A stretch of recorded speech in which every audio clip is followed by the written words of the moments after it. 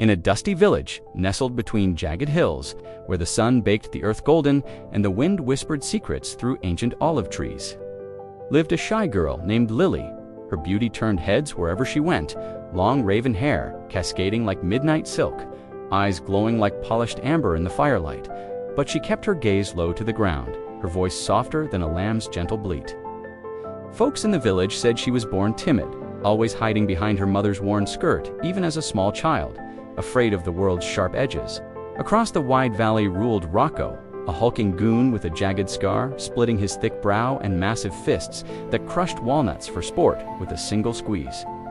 He took whatever he wanted, sacks of grain, shiny gold coins, and most of all, fear from every soul. The entire village trembled in silence whenever his dark shadow fell across the dusty square, hearts pounding like drums in the night. Lily's father, a weary farmer with gray hair and trembling hands, owed Rocco 3 heavy sacks of barley from a bad harvest the year before. One fateful dawn, just as the first pink light touched the hills, the goons' rough men kicked in the wooden door of their humble hut. "Pay up, or watch it all burn to ashes," they snarled, their voices rough as gravel, eyes cold and merciless. Her father, gray and shaking like a leaf in the storm, had nothing left to give, not a single grain. Lily's heart hammered wildly in her chest, fear clutching her throat. But deep inside, something tiny stirred, a small ember of courage no one, not even she herself, had ever noticed before. That very night, alone in the flickering golden lamplight that danced on the mud walls, she whispered to herself, her voice barely audible, "I can't fight his brute strength with my hands, but maybe I can outlast him with my will." The idea felt foolish at first, like a child's dream, yet it took root in her soul, growing quietly in the dark. The very next morning, while faint stars still clung stubbornly to the deep indigo sky, Lily slipped out of the hut like a shadow. She crept to the rushing riverbank, where cool water sang over smooth stones.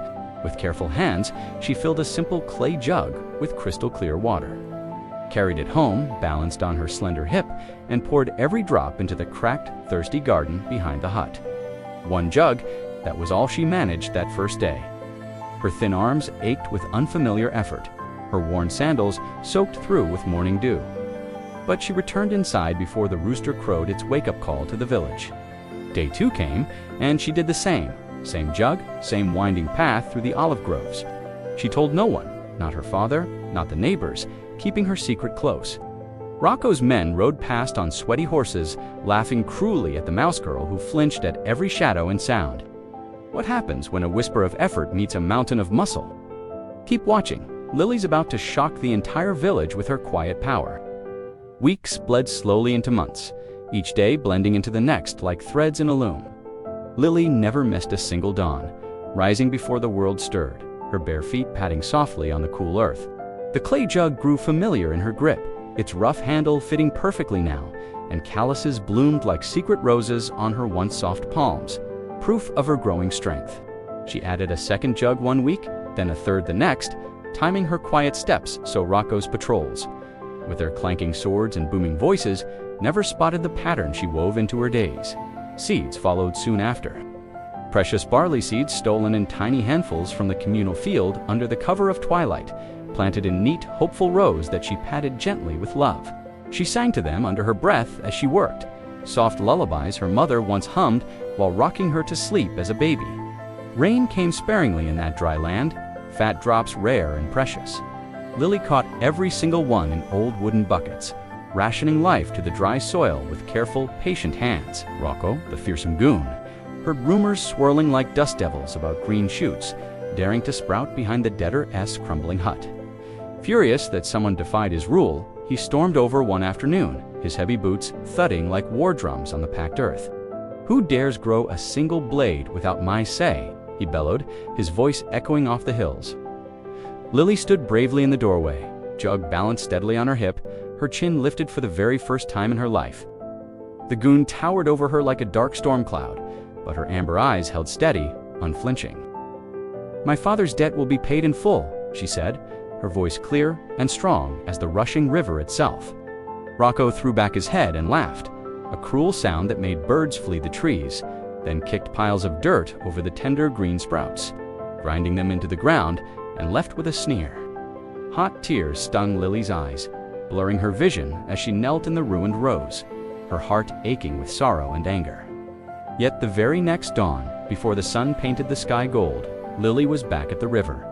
Jug in hand, water sloshing gently, new seeds tucked safely in her pocket. She rebuilt every row Rocco had ruined, her fingers digging into the soil with new determination, planting hope again and again.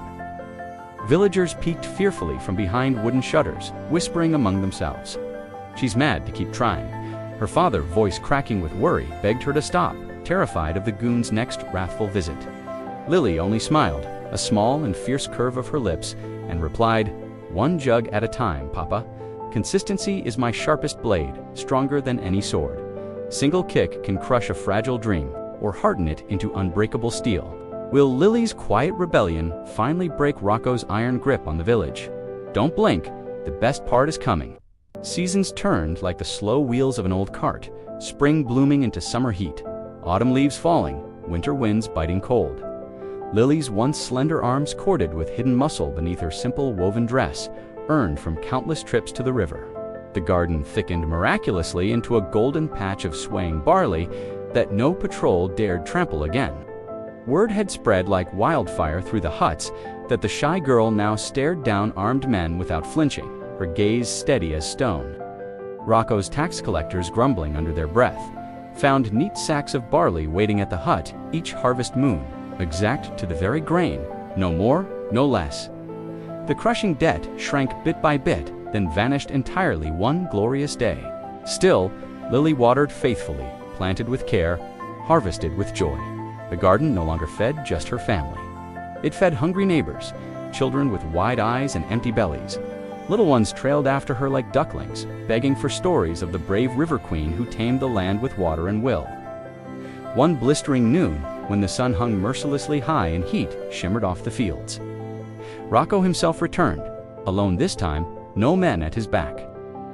Sweat carved salty channels through the dust caked on his thick neck.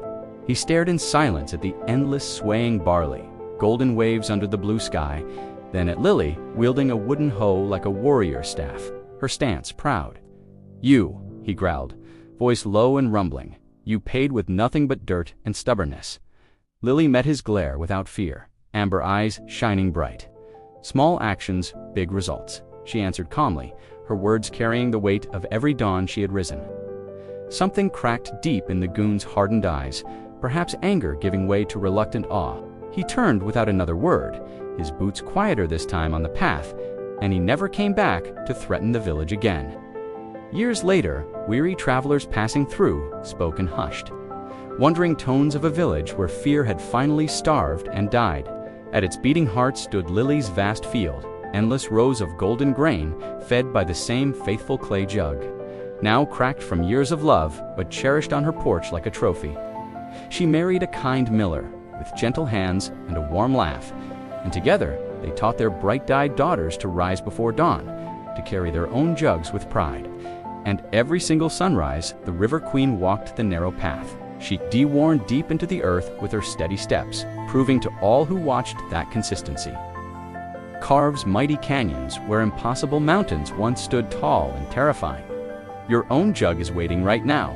Fill it today with one small action. One step, one day, one choice at a time.